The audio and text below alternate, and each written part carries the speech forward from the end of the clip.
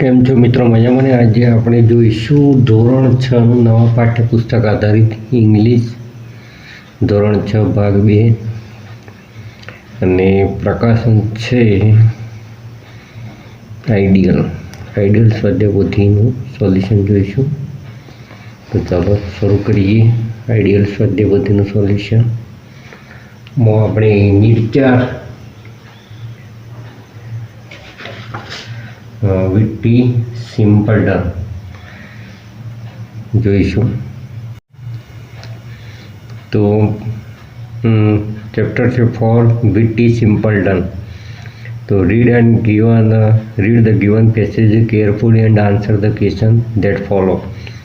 તો આપણે પહેલાં ફકરાનો અનુવાદ સમજી લઈએ ને એના આધારિત પ્રશ્નો સમજીશું. તો મેની યર્સ એગો એટલે ઘણા વર્ષો પહેલાં there was a king in Bengal, એટલે કે બંગાળમાં એક રાજા હતો. His name was Raja Krishnachandra. તેનું નામ રાજા કૃષ્ણચંદ્ર હતું. There was jester in the court. Jester એટલે થશે વિદૂષક, કોર્ટ એટલે દરબાર. તેના દરબારમાં એક વિદૂષક હતો. His name was Gopal Bhand. એનું નામ હતું ગોપાલ ભાંડ એનું નામ હતું. પીપલ સેડ, લોકો કહેતા ગોપાલ ઇઝ ફૂલ, એટલે કે લોકો કહેતા ગોપાલ મૂર્ખ છે. But actually he was wise and witty, પણ ખરેખર તે વાઇઝ એટલે બુદ્ધિશાળી અને વિટી એટલે કે વિનોદી હતો. હી પ્લેડ ટ્રીક, તે મજાક કરતો હતો. હી ક્રેકડ જોક્સ, તે રમૂજી ટૂચકા કહેતો. The king listen to he jokes and laughed, રાજા તેના રમૂજી ટૂચકા સાંભળીને હસતો. Once Gopal meet the king in the morning, એક વખતે ગોપાલ સવારે રાજાને મળ્યો. હી સેડ, તેને કહ્યું, ગુડ મોર્નિંગ યોર મેજેસ્ટી, એટલે કે સુપ્રભાત મહારાજ. ધ કિંગ સેડ, રાજા કહ્યું, ગુડ મોર્નિંગ એટલે કે સુપ્રભાત. વેર આર યુ ગોઈંગ, એટલે કે તમે ક્યાં જઈ રહ્યા છો Gopal? Two the temple my lord, એટલે કે મંદિરમાં જઈ રહ્યો છું રાજા, હું મંદિરે જઈ રહ્યો છું. રિપ્લાઇડ ગોપાલ, એટલે કે ગોપાલે જવાબ આપ્યો. હવે આપણે તેના પ્રશ્ન જોઈએ. તો અહીંયા પહેલો પ્રશ્ન છે કે where did king Raja Krishnachandra rule, એટલે કે કિંગ રાજા કૃષ્ણચંદ્ર જે હતો, રાજા કૃષ્ણચંદ્ર એ કયાનો શાસક હતો? The king Raja Krishnachandra ruled in Bengal, એટલે કે જે કિંગ રાજા કૃષ્ણચંદ્ર હતો એ બંગાળનો શાસક હતો. પછી what was the name of the king, તો રાજાનું નામ શું હતું? The name of the king was Raja Krishnachandra. પછી હુ વોઝ ગોપાલ કોણ હતો? તો Gopal was jester in the king's court, એટલે કે રાજાના દરબારમાં વિદૂષક હતો. What quality did Gopal actually possess, એટલે કે ગોપાલ પાસે ખરેખર કઈ ગુણવત્તા એની પાસે હતી? તો Gopal was wise and witty, Gopal વિનોદી અને ગોપાલ બુદ્ધિશાળી અને વિનોદી હતો. How did Gopal entertain the king, Gopal રાજાનું મનોરંજન કેવી રીતે કરતો હતો? તો Gopal entertain the king by playing tricks and cracking joke, એટલે કે પ્લેઇંગ ટ્રિક્સ એટલે કે તે મજાક કરતો હતો. એન્ડ ક્રેકિંગ જોક્સ, અને રમૂજી ટૂચકા કહેતો હતો. પછી when did Gopal meet the king, Gopal રાજાને ક્યારે મળ્યો હતો? તો Gopal meet the king in the morning, એ મીટનું મેટ થઈ જશે. આપણે જવાબ આવતા હોઈએ ત્યારે મીટનું શું થઈ જશે? અહીંયા મેટ. તો Gopal met the king in the morning, Gopal રાજાને સવારે મળ્યો હતો. Where was Gopal going, Gopal ક્યાં જઈ રહ્યો હતો? તો Gopal was going to the temple, એટલે કે ગોપાલ મંદિરે જઈ રહ્યો હતો. તો આ મિત્રો હતા 1, 2, 3, 4, 5, 6, 7 પ્રશ્નોનું સોલ્યુશન, જે તમે તમારા હોમવર્કમાં તેમજ એક્ઝામની તૈયારી માટે જોઈ શકો છો. તમને તમારી એક્ઝામની પ્રિપરેશન માટે પણ ઉપયોગી થશે. હવે આપણે જોઈએ ફકરા number 2. Then the king went to his garden for a walk. એટલે કે એના પછી રાજા ફરવા માટે તેના બગીચામાં ગયો. વેન્ટ એટલે ગયો, ગાર્ડન એટલે બગીચો છે, વોક એટલે ફરવા માટે ચાલો. તેના પછી રાજા ફરવા માટે તેના બગીચામાં ગયો. There was stone on the ground, એટલે કે જમીન પર એક મોટો પથ્થર હતો. There was stone on the ground. The king fail and hurt his toy. King fail એટલે કે રાજા પડ્યો, એન્ડ હર્ટ હિઝ ટોય અને તેના પગના અંગૂઠાની ઈજા થઈ. હી વોઝ એંગ્રી, તે ગુસ્સે તો હી સેડ, તેને કહ્યું, I saw Gopal face early in the morning. મેં સવારે વહેલા ગોપાલનું મોઢું જોયું હતું. And I hurt my toe, અને મારા પગના અંગૂઠાને ઈજા થઈ. Go and bring him to the court, એટલે કે જાઓ અને તેને દરબારમાં લાવો. ગો એટલે જાઓ અને બ્રિંગ એટલે કે લાવો. હિમ ટુ ધ કોર્ટ, કોર્ટ એટલે દરબાર થાય. હિમ એટલે તેને જાઓ અને તેને દરબારમાં લાવો. The soldier brought Gopal in front of the king. The soldier એટલે કે સૈનિકોએ ગોપાલને રાજાની સમક્ષ લાવ્યા. બ્રોક્ડ લાવ્યા. ઇન ફ્રન્ટ ઓફ ધ એટલે કે ની આગળ, કિંગ એટલે થશે રાજા. તો સૈનિકોએ ગોપાલને રાજાની આગળ લાવ્યા. ધ કિંગ છે, રાજાએ કહ્યું, I saw your face in the morning. મેં સવારે વહેલા તારું જ્યારે મોઢું જોયું. And I hurt my toe, અને મારા પગના અંગૂઠાને ઈજા થઈ. Then he said to the soldier, અને પછી તેમને સૈનિકોને કહ્યું, take him to the prison, કે તેને જેલમાં લઈ જાઓ. Gopal did not say anything, કે ગોપાલ કંઈ બોલ્યો નહીં. He looked at the ceiling, તેને છત ઉપર જોયું. તે છત ઉપર જોતો રહ્યો. ધ કિંગ સેડ, રાજાએ પૂછ્યું, વોટ આર યુ થિંકિંગ, તું શું વિચારે છે? ગોપાલ સેડ, ગોપાલે કહ્યું, યોર મેજેસ્ટી, એટલે કે મહારાજ, you saw my face in the morning, તમે સવારે પહેલાં મારું મોઢું જોયું. એન્ડ હર્ટ યોર ટોય, અને તમારા પગને, અને તમારા જે પગ છે એના અંગૂઠાને ઈજા થઈ. But I saw your face in the morning, પણ મેં તમારે સવારે વહેલું મોઢું જોયું. And I am going to the prison, અને હું જેલમાં જઈ રહ્યો છું. ધ કિંગ લાફેડ એટલે કે રાજા હસ્યો. He freed Gopal and give him a prize, એટલે કે તેને હી ફ્રીડ ગોપાલ,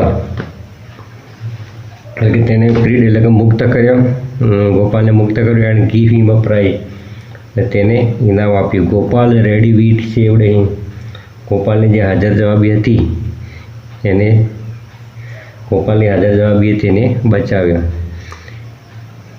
રેડી એટલે કે અહીંયા ગોપાલની હાજર જવાબી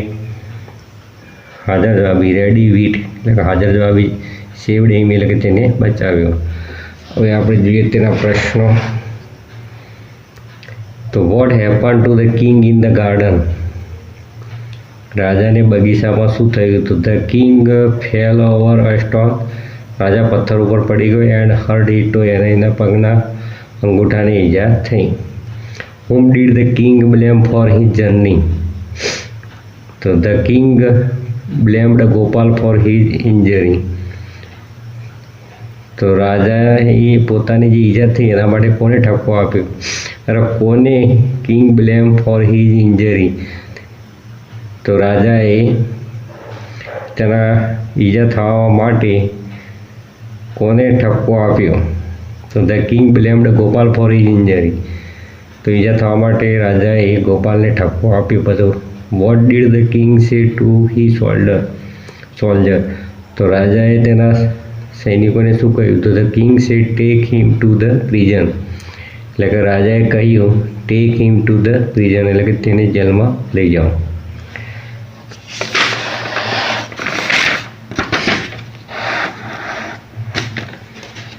હવે આપણે બીજું પેજ એનું સોલ્વ કરીએ.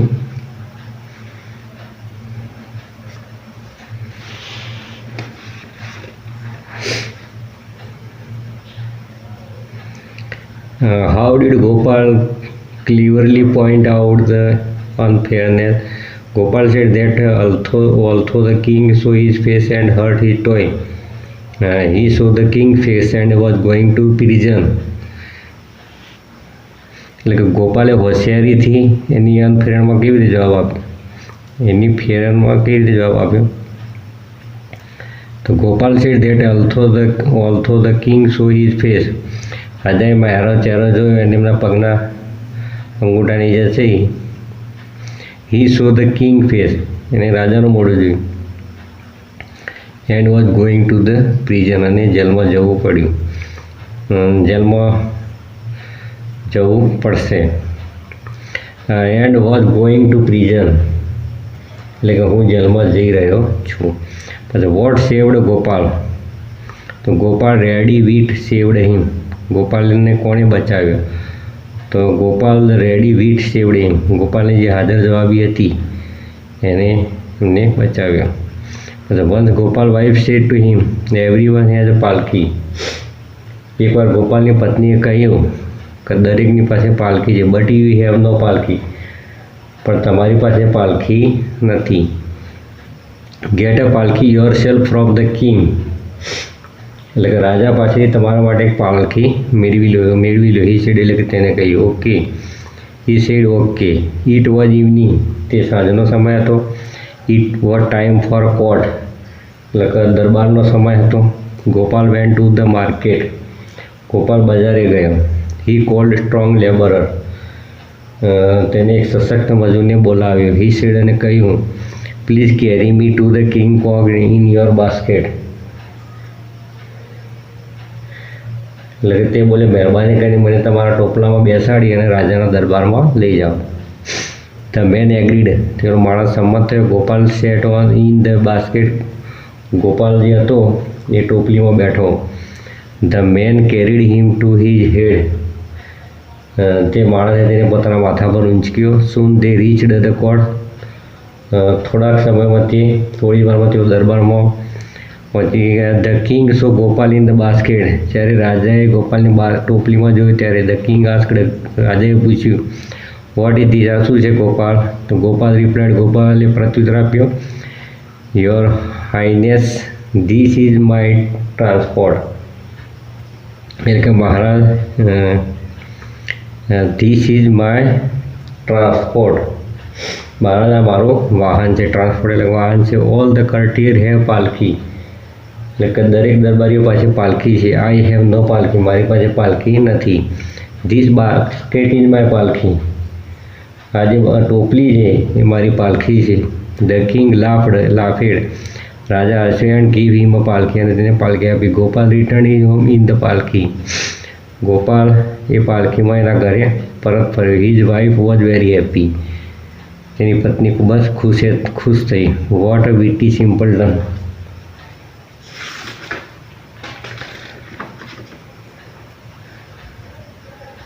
તો કેટલો ભોળો વિનોદી માણસ. વિટ્ટી સિમ્પલટન એટલે કે ભોળો થશે, વિટ્ટી એટલે વિનોદી, તો કેટલો ભોળો વિનોદી માણસ. What did Gopal's wife want, હવે એનો પહેલો પ્રશ્ન છે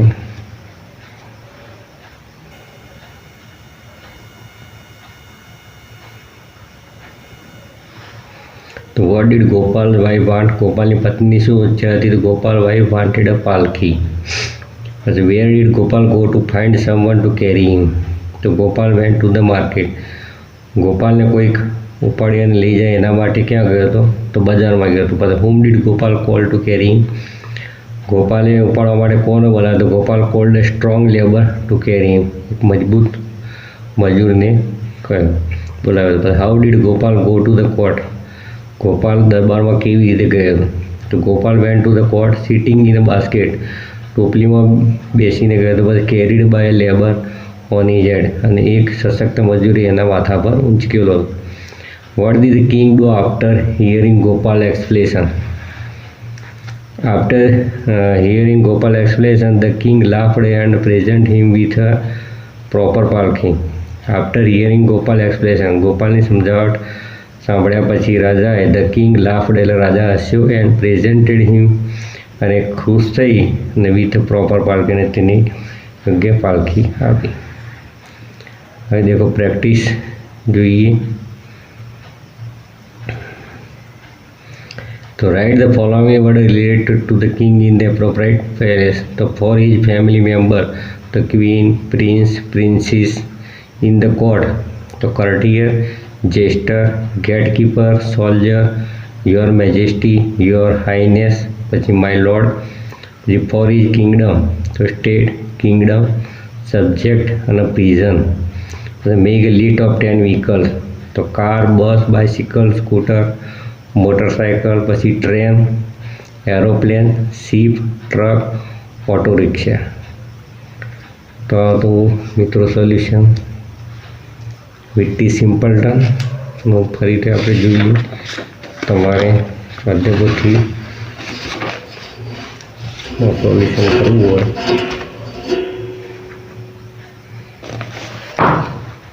પ્રશ્નોનો જવાબ લખવા હોય તો ફરીથી આપણે જોઈ લઈએ.